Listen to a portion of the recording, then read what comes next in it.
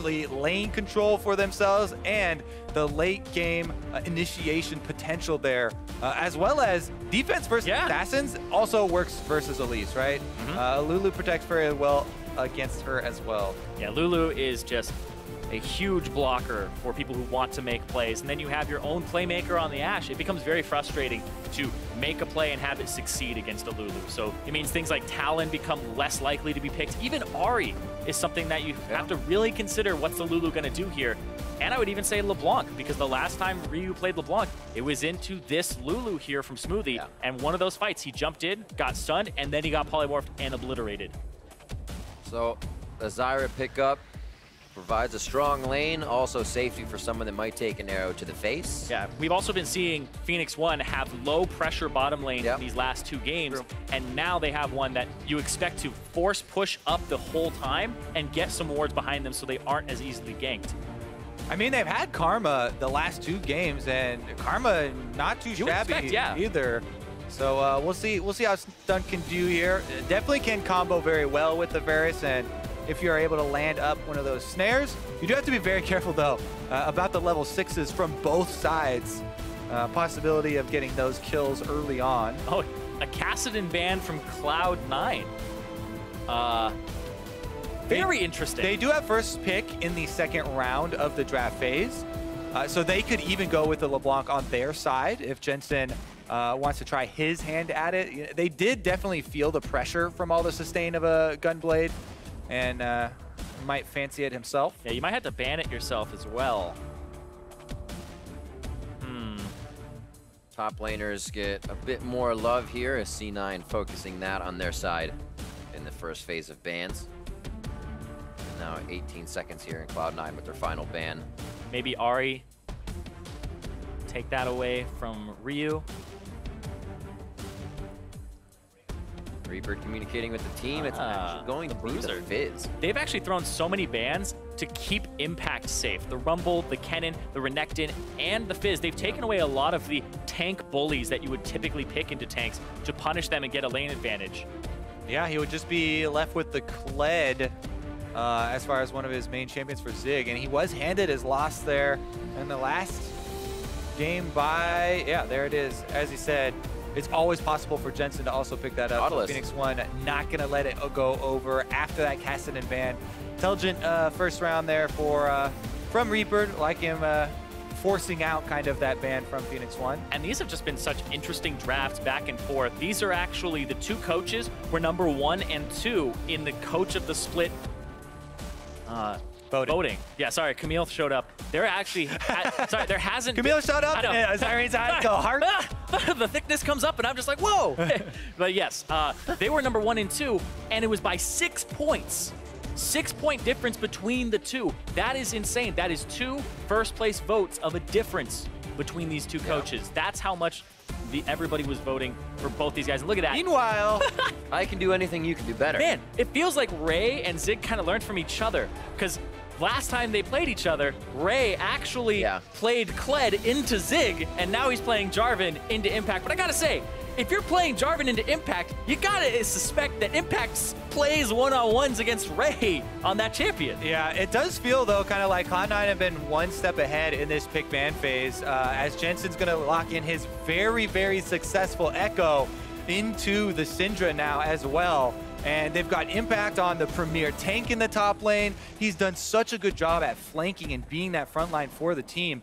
This is definitely a composition that's in Cloud9's wheelhouse. And Phoenix1, the pressure is on. Oh yeah, and the 1-3-1, even if Cloud9 lose a little bit of the early game, they can spread you quite thin. The Echo is so devastating and can go for flanks, and Jensen loves this champion. He'll have another global up his sleeve with the teleport, and I thought that the Echo would be the answer from Ryu in game 2 to the Syndra, because it's such a good counter. If it gets off the ground, it can body the Syndra, and that's what Jensen's gonna try to do this game. Teleports as well on the side of Cloud9 as we see Ryu running that Taster's Choice Flash Ghost for Syndra to keep himself safe in the mid lane. As you said, pressure is on for Phoenix1. They have tried to soar high since being a team placed in the promotion tournament, and now up playing in the semifinals for a spot in the finals in Vancouver. Cloud9 trying to halt them in their tracks with 2-0 now as we head into game 3. We're almost on the Rift. Hashtag P1 win, hashtag C9 win. And Cloud9, they want to make the finals. They want to be back there in Canada playing, redeeming themselves, whether it's against TSM, who knocked them out in summer and stopped them from having that first place spot, or against FlyQuest, part of their old team. The crowd is ready. I'm ready. Let's go. You're ready. Let's get in this game. Ready in T-5, and we are on the Rift. Game 3 here of the semifinals. BO5 and Cloud9 looks to keep their losses a best of 5s, only at 1 if they can get this victory. And I'm sure many fans' eyes will be on Meteos here and what he can do to change up the early game for Phoenix1 on his Elise, one of his favorite champions, one of the premier early ganking champions as well. And off to the classic start. Stare down in the river. Who's going to get the Raptors first? That's pretty much it. He's already put points into the W. You always take that on Elise at the beginning. You can check rush, etc. Walk up C. Interesting thing, too, as well, with the, you talked about Zig kind of taking away the Ray-style champions here and playing the Jarvan into Impact. That is Impact's practice partner. Yes, that's so he's definitely had a lot of time to play against the Jarvan. And it's also Ray's most played champion of all time at 15 games. I believe now, actually 16, now he's 11-5 on it. So he's played against somebody who is so practiced on that champion too. But I will say, we talked about how Zig performing on carry top laners, undefeated on things like Jace, also the Kled until that last game. That was his first loss ever on that champion in professional play. Now he's on something that's a little bit more carry-oriented again. So this might be a different look for P1, but the one that we really like to see from him. Well, last time we did see some steal away on the small Raptors and nails a couple of them. Got himself 2 of the small ones there. Walks away with 20 gold, a little bit more experience. See that communicating to the team actually as he wipes his hands off quick, gets ready for the top lane. And I will say, when you take 2 of those, you actually stop level 2 from coming out for the jungler. And that really sucks for contracts, because now Meteos gets to go take his blue. Yeah, and it definitely does mean a lot for the Kazakhs especially, as far as the clear speed and trying to get the isolation to finish off that Raptor for your Q, because often, almost always, you'll start the W there for the AoE and spikes, but not able to count on the extra experience. Ward here from Jensen, but Meteos didn't waste any time. He left the large Raptor and immediately went in to go steal that. So already, Meteos here making aggressive moves, and Contracts is going to be on the back foot for quite a while. Yeah, and he has almost no idea exactly where he is, because he could be bottom right now, ganking. And that's the funny part, too, is he took that blue, but they didn't see him return with Jensen's ward. So now you're going to see the bottom lane go for a ward here. Cloud9's like, where is he? And my question is, because Meteos, you can still easily gank bottom lane. I mean, early game, bottom lane is super, super easy for Elise to get into, you know, either over the Dragon Pit or using any of the Blast Cones. My question is, will Meteos follow up on his threat against Sneaky, talking about camping bottom lane, and I'm going to be all over there? Sneaky's like, I'm going to go in your jungle. Sneaky's playing Ashe, though. He doesn't have to go into the jungle. He just hawk shot and find where Meteos is. True. A little bit of a cheater. Yeah, say. Saying they would constantly invade. We'll see if they stay true to the story here in Game 3. Yeah, I do want to talk about what we had just saw on the screen there, because that was a 9.6 CS per minute for Jensen, and he had about 2 more CS per minute over Ryu, and that just shows that Jensen's consistency in winning, losing matchups, whatever he's playing. He's getting control of mid, and he's constantly on top of his game, and those things add up very quickly to large gold leads yourself. As well, you got to play it very patiently and safely, knowing Contracts is having a bit slower of a jungle, so you have to play safe, but still has the upper hand. There's 2 people coming in here, and Meteos is just chilling. Flash forward, the ward was there, Repel is up, but he can only come down so far away. Is it a double buff refresh coming in? Meteos stays alive, he's got to walk on this one. And he's not going to hit the Blast Cone, doesn't want to affect Zig too much, and he gets out. It's actually a great save. Summoner spell advantage for P1 there. Yep. A little hairy. Yeah, that was strange, because Impact left lane, and then they kind of just waited. Meteos, don't know if he expected Contracts to be there. I think well, you definitely should be expecting the full commitment there. And he is able to get a decent trade off. Got a little bit close for comfort there. We'll see how he is able to affect the bottom lane now as he heads off to go grab the Krugs. Meanwhile, Smoothie and Sneaky continuing their control of the bottom lane. Contracts, though, still feeling the pain from that they'll still hit you. 2 Raptor camp small steal away from Zig. Yeah, he's going to be, I believe, a level and a half down after all of that. So it's really rough for him, and it's not going to get much better either. He goes for early Tracker's Knife, whereas Meteos has more dueling power and levels. And Meteos should know, they should be communicating to Meteos that the bottom lane of C9 just went over towards this tri-bush to place that ward. So if he really does want to affect that bottom lane, there are a lot of options. You can Blast Cone, you can also save your Repel to try and attack Sneaky, and if he doesn't want to gank bottom lane, then he can just try and get some of that vision around mid lane that we were mentioning for a possibility of trying to help out Ryu and change the face of the game. Oh. Spotted by the Hawk Shot, that ability. As junglers, hate it. Hate it when there's a good Ashe on the enemy team who can constantly just throw, even if you see the camps that are up and the camps that are down, that gives you still a lot of information because you know that that person is not going to be in that area for at least the next 2 minutes if you see it go down and he's on. Either you see them or you don't, it's still information the team can use. Yeah. It's busted. Yes. Tell Riot. So looking at this game, 6 minutes in, no real lead in either lane, and definitely a slowdown for Contracts. Nobody's really been fighting, but he has opened each game with 2 kills. Still has that chance, but Meteos has already been able to put a little bit of a tag on him here in the early game. Yeah, it was teamwork to slow him down, make sure he doesn't get level 2 off of the first camp, and then took away his blue, got some of those camps over him. He's now kind of rubber banding a little bit back into this game and just sticking to farming, but that allows Meteos time to set up wards and allow for positioning, keep his lane safe. Yeah, and unless Phoenix1 can actually you know, create some plays off of those wards, I think that Cloud9 are actually okay with going with a steady early game, going with the farm, try and just farm it out and wait for the opportunities where they really do shine. Here's the first roam from Smoothie and Contracts, once again working in unison. Got a flash. Jensen getting a flash from the laner there is big without having to blow anything himself. Because now repeat gankable very easy, and Contracts will hit 6, and we've seen him use the R multiple times to get into lanes. And not only did that move from the jungle or support combo lend some extra credibility to that all-in from Jensen, but also they cleared out all of those wards that Meteos and Ryu spent so much time setting up to try and protect against this. So here's one of the bigger changes that we're seeing, and it is the bottom lane really getting involved in this warding game. Meteos comes through too, and they try and correct it as quickly as possible. That being said, a lot of the deeper ones are sticking around, and C9 still have a lot of valuable information. And there's going to be a small point in this game where Phoenix1 are definitely going to be behind in control of the jungle and of the river, because Tracker's Knife for Contracts over Meteos going for the Skirmisher Saber, but also Frost Fang for stunt so he can do more damage and try to win lane alongside Arrow, whereas Smoothie will go for that Sight Stone much faster. Much faster. We'll still have the upgrades coming in, but the vision may play a bigger role in whoever gets that spike first. Cutlasses for both of the AD carries, as we see basically the same build throughout the games. Getting that attack speed and damage first.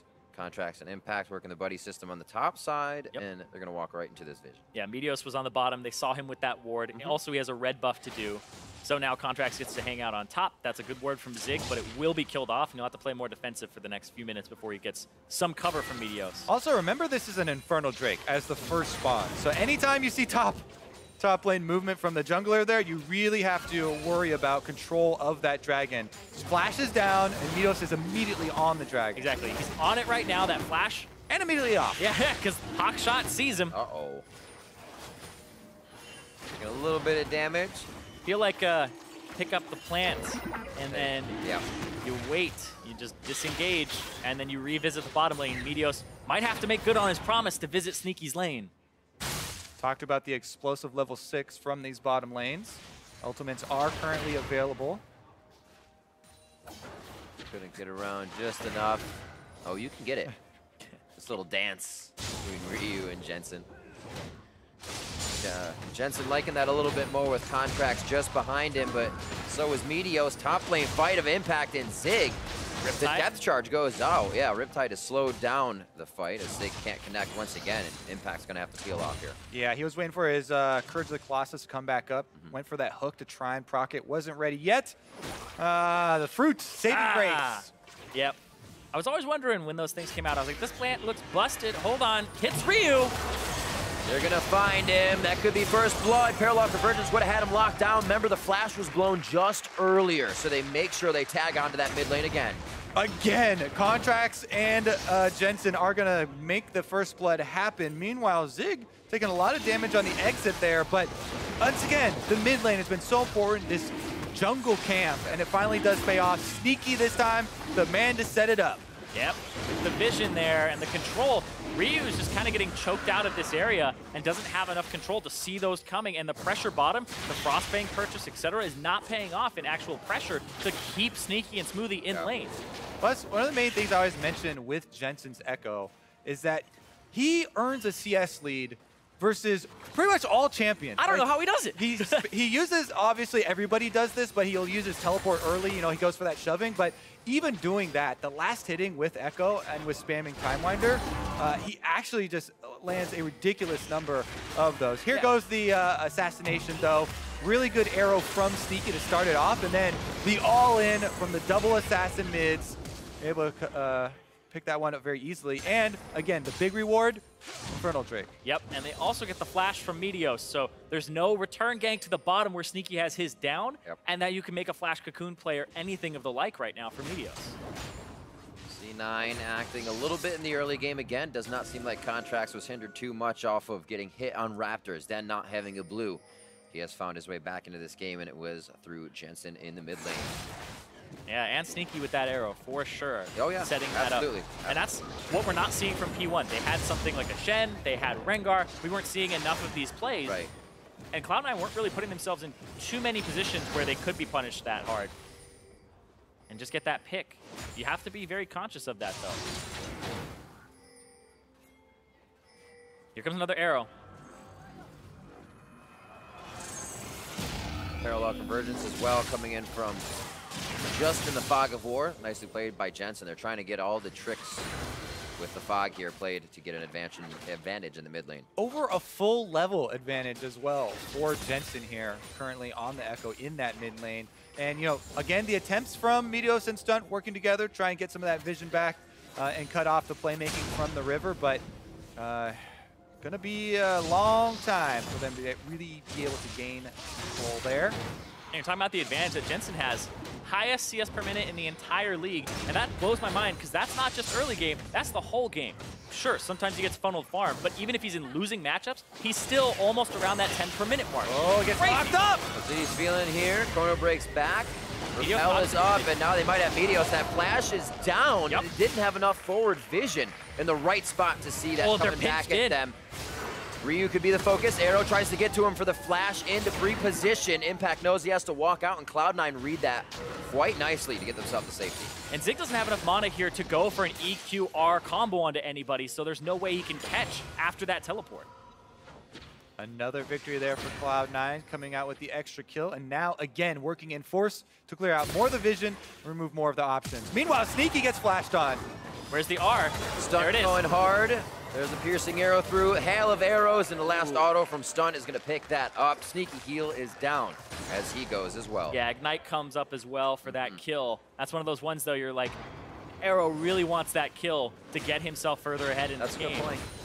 He's already winning lane. He wants to propel himself because this is a game that might get out of control very shortly because Jensen is starting to take over. Echo's hitting those points. If he starts split pushing, who's going to answer him? TP-less, 2-level down Syndra? I don't think so. Yeah, Proto Belt is completed, and a flashless Varus is a very juicy target. Yeah. They might even start rotating him into a side lane before one of the turrets fall. Currently, though, a lot of attention top lane. Impact, hidden the bush. He does this all the time, and Zig flashing out. A little bit of separation in the terrain to try and stop Contracts, but he's got the movement speed. The long-range toss and Impact reels him in for the kill. And Zig's out of mana there. He can't EQ combo. He doesn't have enough resources to do that. You're spending all of that on that top lane wave clear. Impact does that all the time. I've told this story before where on the tournament realm, people use different names and they change their names, etc. So Cloud9, well, you don't know if it's Ray or Impact. They have a random name. But teams will be like, oh, no, that's Impact because he hid in that middle bush for like a minute and a half, made me think I was alone to clear the wave, and then comes out, gets the gank off, so Impact will set up his own ganks by pretending he's not there. giving you a false sense of security. Just hiding in the brush. Big guy to be hiding, but he does manage it quite often. Oh, the hitbox hook onto stunt. Turret shots as well. Nicely done by Impact. The little things going in their favor, and those start to play on you. Meanwhile, the other two lanes for Cloud9 are pushing. Mid lane, kind of a setup dive opportunity as Contracts is waiting behind that Raptor pet, but Meteos moves past the ward, and they're going to see that the numbers will soon turn. Everybody now gravitating that way. Arrow at the ready. Yeah, I was about to say that arrow is very important here. Oh. Hey, that's actually that arrow. Okie doke. This arrow, I was wondering which arrow you meant. Wow. This arrow is going to be the one that becomes important. 1-0-1 mid lane for C9. Yeah, you don't expect that at all. What are they doing there? You thought they were going to rotate and wrap around mid. As soon as it shows that Impact is now soaking the pressure top and dying, that's going to be mid turret because now that bottom lane can't come reinforce mid. Two can play at that game. That's crazy. The duo lane hides in Fog of War against Impact and catches him instead. I don't think I've actually seen that before where the bottom lane goes top and then instead of rotating mid and pushing them off that mid turret, you go for a kill and trade a kill for turret. Even if they were to complete their rotation down, though, it would be difficult for them to actually defend that turret. Contract is going to have difficulty defending himself There's an ulti here against from Zig. I was going to say, if you can see him out of that one invisibility, but Contract still had the leap out. Smoothie's going to be the caboose here, making sure everything is safe as they back out of the situation. And now P1 to clear their wards. And Zyrene, to what you're speaking about in top lane, it really becomes only possible when P1 can dodge all vision, right? If you see the AD carry or AD and support going top, you lose a lot of ground across the map. Here comes the Drake start. All members of P1 committing. They're going to try to kill this real quick. Jensen on the flank, and they're getting pinched in. Arrow available from Sneaky. Hits stunt. Oh, he tried to back up. The team will look to help him. Jensen's going to go in a 2v1 situation. Stunts exploded by Contracts on the rest of the team. Now they're on to Meteos in the back line. P1 can't even get the staggered fight on different members. It's Cloud9 coming up with the fight for themselves with 3 kills. Cloud9 split them in half with that arrow. Jensen had the angle on the flank from the Drake, and they absolutely dissect this team, pick them apart, and now they're pushing in. I was talking about Chip. He's like, it's so hard to deal with this Echo when he gets ahead. He even has TP. He works best in flank situations, and he got a great flank there. Jensen's positioning and setup for that fight was great. They knew he was there too. He threw out the Time Winder. They know he's on the backside of the Drake, but they still can't deal with it even though they see it coming. Arrow right down the middle, splits the team off. Half of them go for Jensen, who just ults himself back out. Contract immediately cleans up stunts, and Impact is able to peel for the bottom lane enough to keep Smoothie and Sneaky both alive. We're talking about that mid game from C9. They make calls like that. They make map plays like that. It's the setup for the fight that Cloud9 really excels at.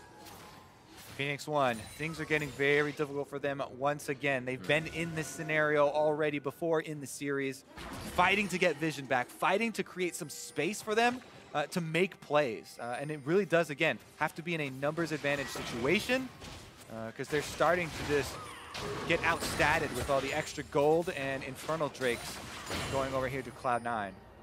A little gold does sit in front of them with mid and bot turret, but in no way, shape, or forms are there waves or members ready to make that play. Chain of Corruption does slow it down, but Impact's already out, and Impact is already locking more down. There's the kill to start off the fight. Contract slow, he goes down to the Cataclysm, and now the fight continues. Depth charge back to Ryu. Zig, one shot from going down, and Sneaky sneaks one in to pick that up for himself.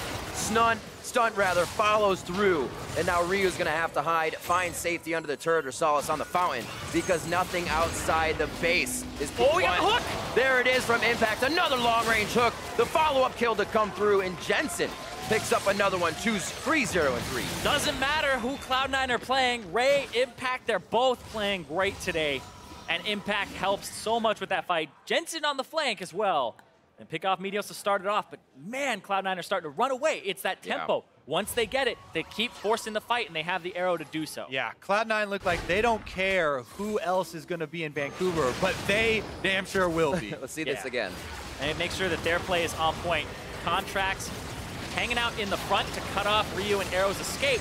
Meteos goes down, but then Jensen is now in the back line. Contracts gets killed, and then Jensen shows up, can't really get out. and then Sneaky there for the cleanup. And now Stunt's just trying to kind of save Ryu, who flashes away there.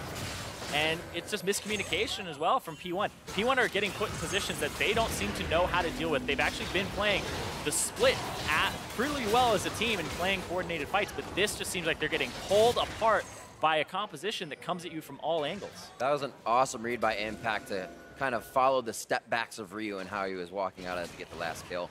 Yeah, it comes down to vision too. Meteos checked that because he wanted to make sure that there's something that he can do and be like, all right, let's clear this vision out. Let's establish some more control. It's the next step. Doesn't have the same type of reinforcement. And now it becomes very, very easy for Cloud9 as they have teleport advantage as well. Impact is down at the bottom, creating pressure on that bottom lane, while the rest of them just have to wait around at Baron, slowly clear out the vision. Time is actually working in Cloud9's favor. Yeah, it's the tag team where one TP's down. All right, other guy goes there. Now he's the split pusher. So Jensen was doing it previously, TP'd in. Now Impact gets to do it, and there's no TP to answer. And you can see C9 kind of have level advantages across the board. 1 up in the support, 2 up in the mid lane, and 2 in jungle, as well as 1 top. Yeah, only drawback is Impact is slightly slower at killing turrets than Jensen. just a little bit. Doing his best, though. Zig actually trying to chase him off now, and the rest of C9 look for a pick onto Ryu. Arrow down. May make him feel a little safe here as they go for somewhat of an engage there as Sneaky fires that one off in safety. A lot of what P1 has been doing is reactive to C9, and C9, knowing they're ahead, are firing these arrows constantly, pushing in with the dive crew of Jensen and Contracts to start these fights and scatter P1. And just the damage difference as well when face checking. Right. Contracts able to almost blow up Meteos completely, and then there, Contracts face checks, and it takes 2 people to get him pretty low. But now you can see Meteos investing more in damage, like we know him to do on the Elise. The Haunting Guys, the Proto Belt coming through here. He had the Kindle Gem, but look at this Ryu, gonna get stunned. Parallel Convergence locks him down. That means the team has to scatter even more. Bot turret's gonna fall. A little bit of a fight between Impact and Zig in the bot lane, but that only means Zig can't help here. Exactly. You don't have to be in the parallel convergence when it first lands. If it lands, it stays there, and then it'll activate the first moment that Echo gets into it, and Jensen flashes in to get that stun on Ryu after the knockback. 3 levels up now, just destroying. The composition difference is huge here, too. C9 split push, 1-3-1. P1 don't have answers. There's the Mage Eyes for Jensen. Here come the rest of the team from base, too. It doesn't look like Phoenix1 will get anything done. Cloud9 can just push him off his turret, then take the Drake afterwards. There's almost no recourse here for Phoenix1. They also have to worry about this Ash Arrow picking off anyone out of position. They're 4v5. Yeah. Almost a go for broke moment. Meteos gets hit. Somebody that can get out of the situation, but once he falls, he is the target and instantly hit up by Contracts. Zig, a flag and drag out of the pit. No follow there. C9's happy with 1, and they'll look for Baron. They got the Drake, but of course, it is going to be at the cost of a ton of pressure around Baron. There is maybe that Hail Mary play where Phoenix1 feel like they're losing this game so heavily that they have to make a super risky play. They have the AoE. But honestly, the steal is so low chance because it doesn't even come from a smite. It would have to be somebody throwing a long-range ability in there. And they did this in game 1. If it's 4v5, you don't even have to go for the 50-50. Just turn on them, go for the fight. Jensen there tries to zone a bit. Sun actually doesn't even throw the ult on. He throws in a root, and nobody really gets taken down by it. Yeah, you can tell. P1, they know what happened last time they all walked forward in a 4v5 at the Baron. They got destroyed, and the game was over then. So now they cut their losses, but it's a 10,000 gold advantage almost for C9, 23.5 minutes in. Jensen converting over to the Medjais as well, looking to add another page to that book as Cloud9 go for that purple victory lap right down into the base. And gotta be careful though, a little bit. So nobody else really around to capitalize. And now he's getting flanked by Jensen. So this looks like it might be Echo food. All right, here we go. A ring around the rosy. Oh, Jensen with the explosion onto Arrow. That means the DPS is gone. It's too graphic for the NALCS. Yeah. Can't watch that. In the blink of look there. Oh no, we can't look anywhere. They're all dying. You can't show that on the screen. 16-3 here as they continue in. We're only looking at 40-second death timers here. So Cloud9 also has to be careful going into the base, but they throw that to the wayside. Careful is not in the book. Cloud9 determined to get their spot in the finals, and Phoenix1 will get their chance in the third place match. Still such an upward trajectory for that team. Each game more dominating than the last, more control. Even with the switch to the top lane, Phoenix1 trying to pull out all the stops as well. With Meteos and Stunt, but Cloud9 persevere, come out strong, finish at the end of the split strong, and they will be looking for the finals in Vancouver. A 25-minute victory from Cloud9 over the third place team from the regular season. That was a shellacking. Absolutely amazing play for Cloud9. A 3-0 as they head to Vancouver for the finals, and definitely a game to watch for whoever their opponents are. We'll find out tomorrow. But like you said, shellacking as they came out very strong and found a groove each game, which makes it that much more dangerous when you know you're going to be in a best of 5 against these guys. That's what you want to see going into the finals. You want to see a 3-0 from a team that wants to take the title. Cloud9, they've been flexing around that top lane. They've been working with so many different strategies, so many different diverse picks, that what really matters is winning, being the champions again with this lineup, and trying to make it to the mid-season invitational. Smiles all around from the C9 squad. Almost all around. Oh, that is awesome. The camaraderie between these teams as well. The top laners finishing off the handshakes. As these two men, you just saw Contracts, Jensen, the rest of the team behind them, but those dive buddies, Jensen and Contracts, really playing to each other's synergies and complementing each other very well this series. Absolutely. That's one of the things that I was really looking at is Jensen. He's played really well. He's had great laning statistics, but at the same time, he brought in a rookie to be alongside him, was able to kind of groom him to be more towards his style in the mid lane. And that was something that's always kind of plagued Cloud9 mid laners and junglers, is they haven't always gotten along, but this seems to be a good combo. As well, there seems to have been a change since Reaper stepped into the mix for the team.